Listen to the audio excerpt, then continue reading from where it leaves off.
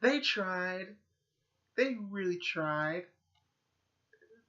But they tried. That's how I start this off.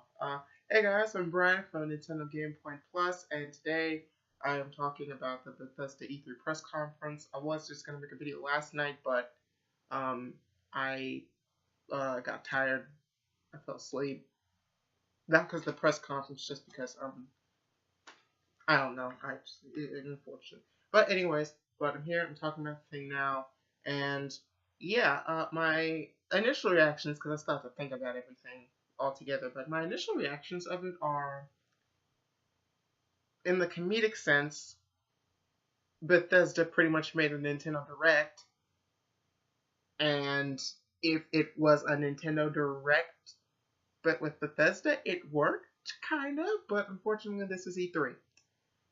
And even then, it wasn't strong. It wasn't strong. I will say this. It wasn't horrible. It was not horrible. The problem came down to a few of their announcements. Uh, some timing, especially on the timing, because it was only like half an hour, or a little over half an hour, and and and the fact that it was just a direct. It was a Bethesda E3 direct, except they didn't take a lot of advice from Nintendo on that. So let's go through what happened. Now I will say this: it had a lot of charm to it because I love the visuals they gave for Bethesda Land itself. I love how they kind of had this whole theme park thing going for it, like this little tour guide, because it kind of had this Fallout 4 style stuff, except not necessarily being Fallout. But I liked it. It looked really cool. And I also liked the opening that it had with the developers and the children of the developers talking about, what my dad and what my mom does for a living, and how I thought that was really cool. I thought that was really heartwarming. It's a really good opening that they did. So that was good. But let's get on to the important things, which are the games here. Now, the first two things that they announced were about their VR. And we already knew about Fallout 4 VR. But today, not today, last night, they talked about Doom VFR, which is Doom in VR. And I don't know what the F is for in VFR, but I'm gonna say it's supposed to mean something awesome because Doom is awesome. But yeah, so that was cool. That was cool. That was interesting. That's a good way to start off, but unfortunately, they didn't show any gameplay. Which, now to be fair, the trailer had gameplay segments, but it wasn't, that well. It wasn't consistent. It wasn't live gameplay. It was just gameplay segments and snippets, which doesn't work that well. Same for Fallout 4 VR, but to be fair, those games were cool. But so those are things we heard about before. It's safe for Doom, but still. And then we move on to Elder Scrolls Online, and they talked about the Morrowind update. And that was pretty much it. They talked about Morrowind. Okay. That's pretty much all I have to say for it. I'm not a big Elder Scrolls person. I'm not really I'm not the biggest Bethesda person, but I still appreciate what they do. Yeah, so that was Morrowind. It's out. You can get it. Yeah, that was pretty much it. Something I will say though that is definitely a positive is that all of their stuff that they showed is out or coming out this year in 2017. That is a plus. That is something not a lot of companies can do quite right. So that's a definite plus.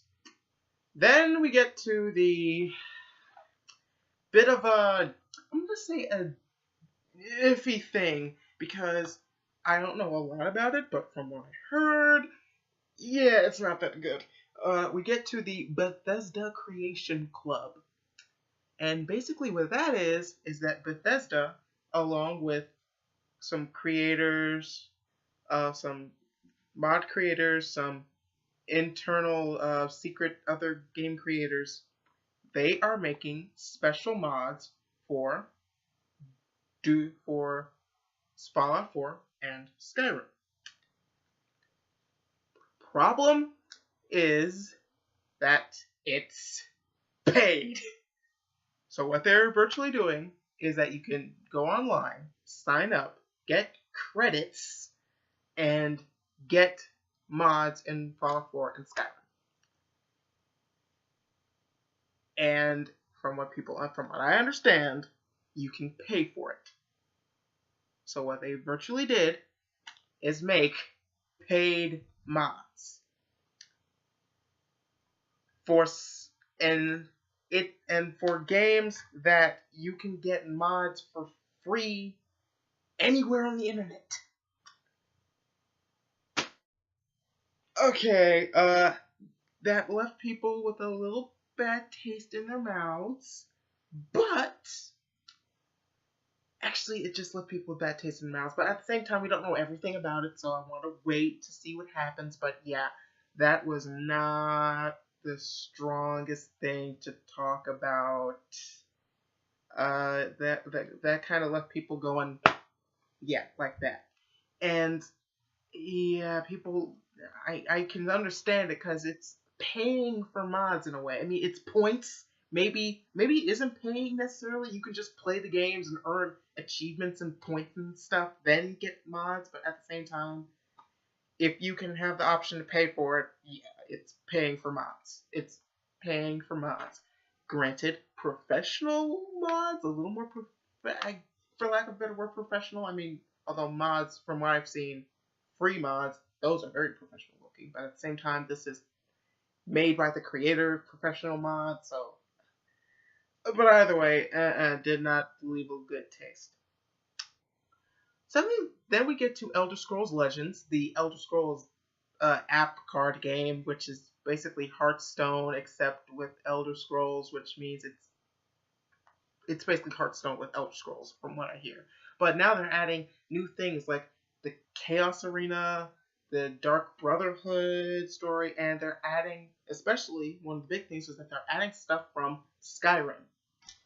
Awesome, cool. I don't really care, but okay. It was good, although they didn't really go into too much detail with that, but I can kind of get it. They're adding stuff from Skyrim. We'll see Skyrim themed cons, I guess. So something that I am very interested in, well, to a degree, is they showed off Skyrim for Switch. That was really cool. They showed off Skyrim Switch Edition, and I knew it was going to show up because they were talking about Elder Scrolls and Skyrim a lot, and then they said, hey, now we're working with Nintendo consoles, and here is Switch version, and I'm like, okay, alright, we get to see the guy pull the Joy-Cons off, alright, that's cool. Something that I really like, though, is that they showed the Breath of the Wild amiibo for Link, and if you tap that amiibo, you get the official Breath of the Wild tunic, the Master Sword, and the Hylian shield. And you can roam around dressed up as Link with official stuff. And I think that's what people really liked, is that you can get that stuff, but at the same time, there are mods. But at the same time, I'm kind of happy that it's not a mod. It's an official thing. It kind of gives it its validity, and also it also, from what I understand, shows that Skyrim has amiibo support, which is really cool. This is a big third-party developer game with amiibo support. Awesome, really cool. They also showed motion controls, which left me amazed, but at the same time, who's going to use it? I mean, let's be honest, everyone's probably going to use it once, at least, but I don't know. It wasn't bad.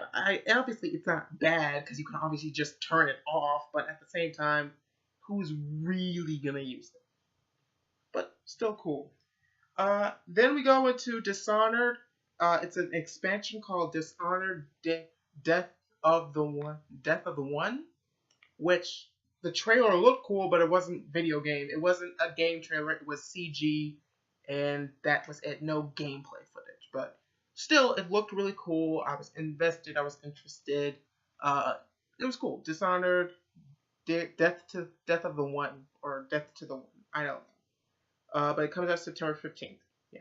Then they went on to talk about Quake Champions and how Quake has been such an integral part in the esports because it's really the first ever arena shooter, which is really cool. They talked about how they're having a Quake World Championships and how that game is going to be in it. They talked about how the Wolfenstein character, BJ, the DJ, BJ, whatever his name was, how he was going to be in the game too. So that was really cool.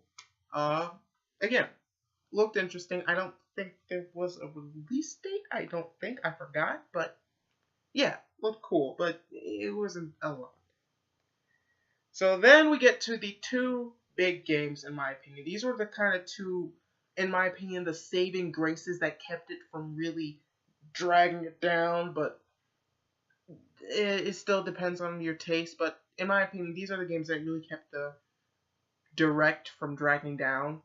And that was the announcement of The Evil Within 2, which is a sequel to a game that a lot of people really wanted, and I heard good things about that game. And so we get to see these really cool visuals with how the guy is going through this haunted house and how he's got to find his daughter and how the psychological aspects of it and the visuals they have for it are really creepy and cool. And it looked really cool, but there wasn't a lot of gameplay. Granted, there was gameplay, but it was kind of in snippets at the end. But from what I saw of it, it looked really cool. I don't think I'm gonna play it because I'm kind of I'm just be honest. I am a crybaby when it comes to horror games. Not really, although I'm not the biggest horror game person, but it still looked really cool. And then, yeah, so that comes out October, Friday the 13th, which I found really odd. It came out Friday the 13th, and we have a Friday the 13th game out, so I don't know, funny coincidence. And then, of course, we get to the final announcement of the night, a full 8-minute trailer of Wolfenstein 2. And that looked cool.